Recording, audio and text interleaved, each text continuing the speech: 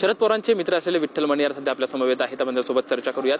Sir, खरं तर आज शरद पवारांना डिस्चार्ज मिळतोय. काय डॉक्टरांकडून त्यांना सांगण्यात आलेलं? नाही, काही नाही. त्यांना औषधोपचार सगळं व्यवस्थित झालेलं आहे.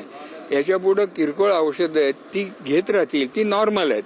परंतु जास्तीत जास्त विश्रांती घ्या, कारण थोडीशी त्यांच्यामध्ये ते औषधांनी एक अशक्तपणा आलेला ना, तो विश्रांतीने निघून जाईल. तर त्यामुळे विश्रांती थोडी घेण्याचा सल्ला दिलाय. बाकी साहेब प्रकृतीच्या दृष्टीने कुठलाही त्यांना प्रॉब्लेम नाही. तर यापूर्वी सुद्धा त्यांना या ठिकाणी ऍडमिट करण्यात आलं. त्यानंतर परत विश्रांती केल्याच्या नंतर परत 4 दिवसांना जे केलं त्यावेळी मी त्यावेळेला आपल्या माध्यमातून सांगितलं होतं की साहेबांना रिचेकिंगसाठी आणलेलं आहे.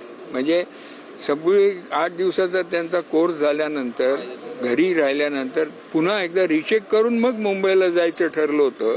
त्याप्रमाणे 2 दिवसाचे रिचेकिंगसाठी आले होते. इथं त्यानं कुठल्याही प्रॉब्लेमसाठी आणलेलं नव्हतं साहेबांना त्यावेळेला. असं आता पुढचे काय साहेबांची पुढे साहेब विश्रांती घेतील, कामाला लागतील. तिथं त्यांचे मुंबईत नेहमीची जी कामं असतात ते सुरू करतील. ते व्हिजिटर्स आहेत किंवा त्यांच्या काही संस्थांची कामं आहेत. बसल्या बसल्या जे शक्य आहे ते सगळं साहेब करायला सुरुवात करतील. कामाशिवाय त्यांना चैन पडत नाही. शरद पवार यांची तब्येत आता उत्तम आहे आणि ती मुंबईच्या दिशेने गेलेल्या आहेत आणि साहेबांना कामाशिवाय चैन पडत नाही, अशी प्रतिक्रिया त्यांचे जवळचे सहकारी मित्र असलेले विठ्ठल मणियार यांच्याकडून आपल्याला पाहायला मिळत आहे. कॅमेरामॅन अभिजित पिसे सोबत लक्ष्मण जाधव, ट्यून मराठी, पुणे.